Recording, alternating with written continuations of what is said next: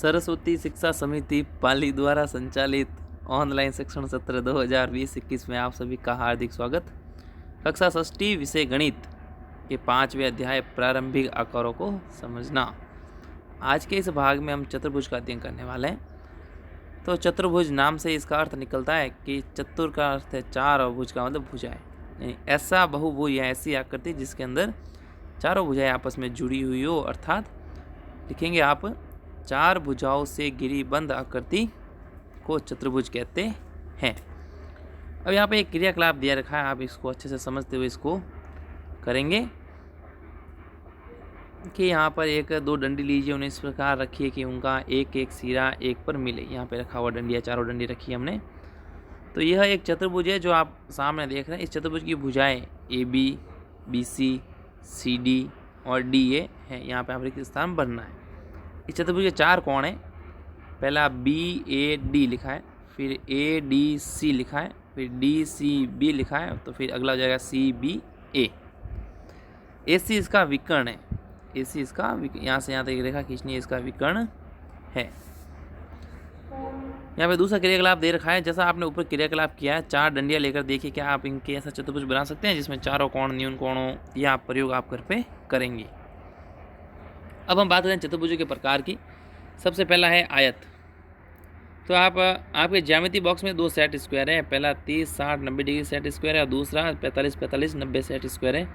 आप और आपका मित्र मिलकर इस क्रिया को कर सकते हैं, लेकिन आपको इतना नहीं करना, आपको तो केवल इनकी परिभाषा लिखनी। तो पहला है आयत। तो जैसा हम बोल रहे हैं आप कॉपी में इसको नोट करेंगे।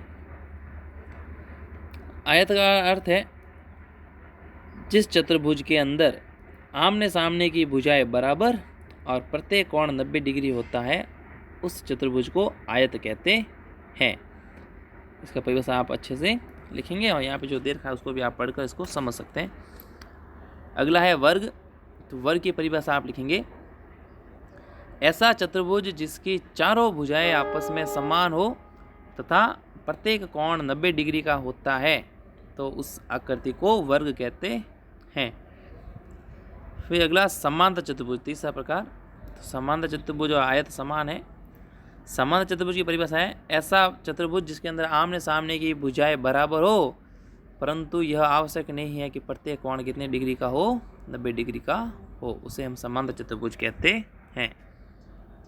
फिर अगला है समचतुर्भुज। समचतुर्भुज यही परिभाषा है, ऐसा चतुर्भुज जिसकी चारों भुजाएं समान हो और यह आवश्यक नहीं है कि उसका प्रत्येक कोण 90 डिग्री हो। 90 डिग्री होगा तो उसे हम वर्ग कहेंगे, लेकिन 90 डिग्री नहीं है तो उसे हम समचतुर्भुज कहेंगे।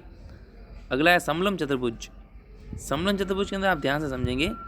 समलंब चतुर्भुज की परिभाषा है, तो देखेंगे आप, ऐसा चतुर्भुज जिसके अंदर कोई भुजाओं का एक युग्म अगर आपस में समांतर है तो उसे हम समलंब चतुर्भुज कहते हैं।